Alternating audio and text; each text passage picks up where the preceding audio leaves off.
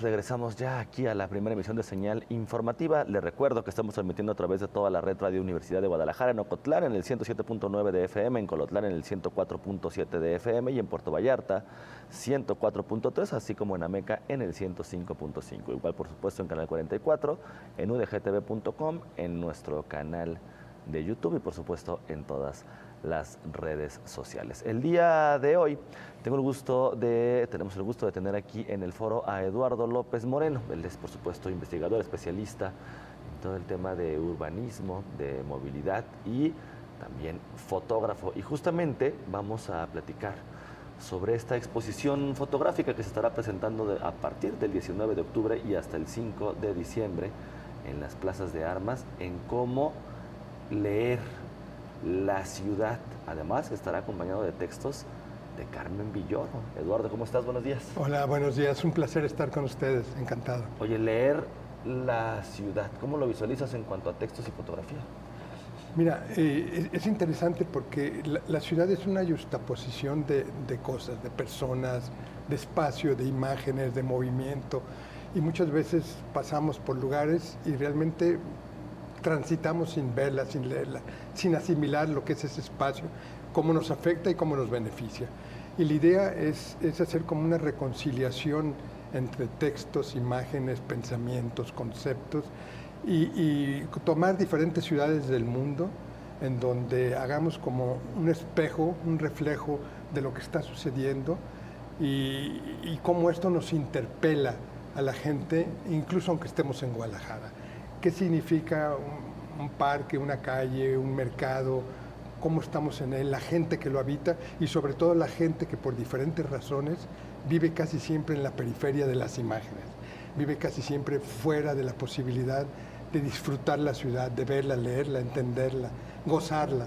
Claro. Y entonces esa es la idea. Es una exhibición que es sobre todo una invitación a reconsiderar la forma en que vivimos en la ciudad, sobre todo después de todo lo que ha estado pasando en la ciudad. Claro, creo que un poco el ritmo de vida o lo que pasamos en una ciudad nos hace más bien resignarnos a nuestra ciudad en vez de leerla, ¿no? Es decir, si pasamos 2 horas en trasladarnos y la banqueta no se puede caminar porque está en malas condiciones y tenemos que evitar salir por temas de inseguridad, terminamos resignándonos en lugar de vivir nuestra ciudad, ¿no? Totalmente, fíjate, hace 2000 años había, después del Homo sapiens, algo que se llamaba el Homo aviator, el hombre que caminaba. Y evidentemente caminaba en las polis, en las ciudades, en los espacios públicos. Y me parece que fue Aristóteles que decía que el caminar la ciudad no solamente te permitía conocer a los demás, sino conocerte a ti mismo. Tener como mucho más reflexión de dónde estás, qué haces, a dónde vas, y ver tu entorno, oírlo. Muchas veces pasamos y no escuchamos ruidos, no escuchamos voces, no escuchamos lamentos y oportunidades de cosas que se nos presentan. Y al leer la ciudad desde esta perspectiva del hombre que camina, aunque no siempre la camines, digamos, pero claro, la idea figurativa sería que aunque vayas en un automóvil, en un autobús, la vayas caminando, la vayas viviendo y vayas entendiendo que es una sucesión de espacios y de gente y de historia y que toda ella te enseña y te transmite algo en el que puedes vivir y vivir bien. Claro, danos algunos detalles de qué se podrá encontrar en tus fotografías. Mira, yo diría que es una combinación de 2 o 3 cosas. La primera importante son miradas de la gente. Yo solo tomo fotografías, soy arquitecto de esta universidad y creo que hice como un registro y una articulación entre espacio y sociedad. Después estudié sociología y luego geografía y mis fotografías es esa yuxtaposición de diferentes lugares y diferentes personas en su tiempo y en sus condiciones. Son fotografías en esta exhibición, no recuerdo el número de países, pero no hay más de 2 o 3 fotografías de la misma ciudad. Entonces es también una invitación a conocer un poco la geografía y las ciudades del mundo. Y lo que vas a ver es gente que al mismo tiempo te está viendo, de alguna manera, te está sintiendo y a través de mi cámara intenta interrogar un poco qué está pasando.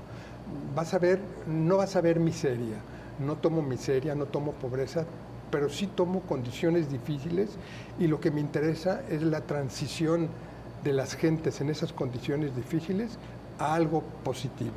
Entonces la fotografía es el instante, es un universo, aunque sea en un espacio de contenido, en donde lo que quiero presentar son los esfuerzos de la gente por ser siempre mejor. Oye, y además en un espacio en donde, pues se supone tendría que ser el punto de encuentro de los tapatíos, ¿no? Esto es una cosa, y le agradezco mucho a Patti Rosas, quien organizó esto, quien ella trabaja precisamente en cuestiones de textos, de lectura, de textos reales, pero textos también del espacio y la ciudad, del urbano, digamos. Y fue ella quien conjuntó esta visión, las palabras, las letras, los conceptos de Carmen Villoro, que para mí es una excelente poetisa, claro. y entonces mis imágenes. Y lo que le agradezco es que la lleve, que la galería o el museo sea la calle, precisamente, que es donde se tomaron. Es como una restitución simbólica del espacio a la misma gente. Y espero que la gente, al pasar ahí, estas fotografías los interpelen y pueda sentir en ellos otros seres como ellos, que también viven en condiciones de movilidad difícil, hay veces de recursos difíciles, pero que andan transitando la ciudad y conociéndola y tratando de apropiarse lo mejor que la ciudad nos ofrece. Oye, Eduardo, justo hablas de poner la exposición en el centro de la ciudad, donde tendría que estar la movilidad, ¿no? Hablas también de estas periferias, de la gente que no puede vivir la ciudad como se tendría que ser. Y la exposición está en este momento, va a estar en este momento justo en una ciudad que acaba de ser nombrada por la revista Time Out, que tiene uno de los barrios más padres, no mejor para vivir, pero así como más cooles para vivir a nivel mundial, que es la colonia americana. ¿Cuáles son los referentes que se toman en cuenta para ese tipo de cosas? ¿Cómo elegir la colonia americana, ¿no? Con todo lo que conlleva?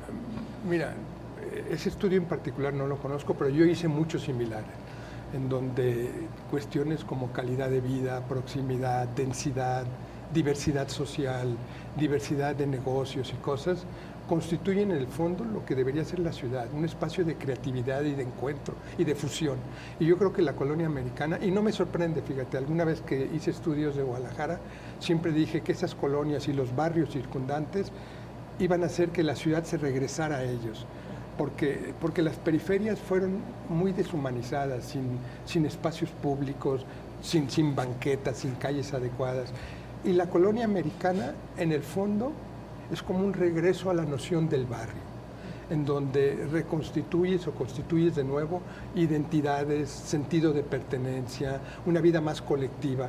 Cercana o parte de la colonia americana está Lafayette, que era Chapultepec, o al revés ahora, en donde te das cuenta que hay una apropiación de la calle, de la banqueta, del espacio. Y todo eso hace que el barrio se constituya, curiosamente, de nuevo hoy en un referente social. Ahora, y que debería ser político también, y en México no lo es. No es un proyecto muy elitista en virtud de los altos costos de vivienda, de lo que implica ocupar este espacio nuevamente. Todos estos espacios generan un fenómeno que los urbanistas llamamos de gentrificación, claro. que constituye, disculpen que no lo diga en español, pero no encuentro cuál es el referente de eso, pero es en el que todos estos cambios positivos, todas estas externalidades positivas, generan altos costos, como dices, o costos adicionales para vivir ahí. Ahora, lo que le toca al gobierno, en este caso al municipio y algunas otras autoridades, es asegurarse que esos espacios que están generando esta diversidad social, porque sí en muchos de ellos viven trabajadores, afanadores, gente que hace limpieza en los restaurantes, que cocina, etcétera, encuentran sus lugares de vivir ahí en pequeños apartamentos y cosas. Lo que hay que constituir es una oferta pública y privada de eso, seria, que permita que el barrio se afiance como tal, o la colonia en este caso, y pueda ofrecer toda esta calidad, Víctor, de vida que tú dices. Oye, Eduardo, perdón que te interrumpa. Esto me llama la atención porque justamente está el plan de repoblamiento del centro de la ciudad, ¿no? Buscando como esa reactivación de vivienda, pero luego nos encontramos que estos planes hablan de departamentos de 33 metros cuadrados, de más de 1,5 millones, 2 millones de pesos, donde, bueno, en realidad la gente que vive en el centro de la ciudad no va a terminar no viviendo ahí, ¿no? Cuando los planes incluso de las inmobiliarias, y lo dicen en todos los anuncios que han estado saliendo, son más bien para viviendas de corta estancia y para rentas como tipo Airbnb. Tuve oportunidad en un momento, viví en Kenia antes de venir aquí, y un día conversé con el alcalde Lemos sobre este punto y otras cosas por Zoom. Y creo que hace unas cosas acertadas y otras que se podrían mejorar. Acertadas, sí me parece que el centro de la ciudad se vació de población, pero se vació también de actividades humanas, fuera del comercio. Y esto lo vimos en ONU cuando trabajaba ahí en muchos lugares, donde un espacio físico se vacía, algo lo ocupa. Y entonces lo ocupó lo malo en gran parte, ¿no? Formas de prostitución, drogas, malvivencia en cierta forma, pero también intento de vivir ahí. Y entonces que ofrezca vivienda en esos estándares está bien, porque entonces te vas a traer otro tipo de población. Lo que sí se podría mejorar, y creo que se debería mejorar, es que no fuera la única oferta de vivienda, que no fueran las únicas opciones para acceder al centro. Y me parece que sería una excelente oportunidad, y espero encontrarlo pronto. Además, él va a inaugurar la exposición. Entonces, tener la oportunidad de conversar con él, de reconstituir algunas de estas ideas del barrio, vecindades pero nuevas, donde no haya la pobreza y la promiscuidad que hubo en las vecindades históricas, pero la vecindad en el sentido de la vivienda colectiva, y que esa es la vivienda social, la vivienda popular, que esas se pudieran reconstituir en el centro histórico, y entonces que la oferta fuera que puedan regresar a vivir ahí habitantes de diferentes niveles. Pero es poner a la gente antes que el negocio inmobiliario, ¿no? Que sería lo básico. Totalmente, totalmente. Y yo creo, entiendo también la posición de Guadalajara, me parece que no tienen tantos recursos, entonces hacen un llamado al sector privado, mercantil, digamos, está bien, pero yo creo que este proyecto va a tener la fuerza y la oportunidad de atraerse otro tipo de capitales, públicos en algún momento tal vez, y por qué no sociales y capitales de desarrollo.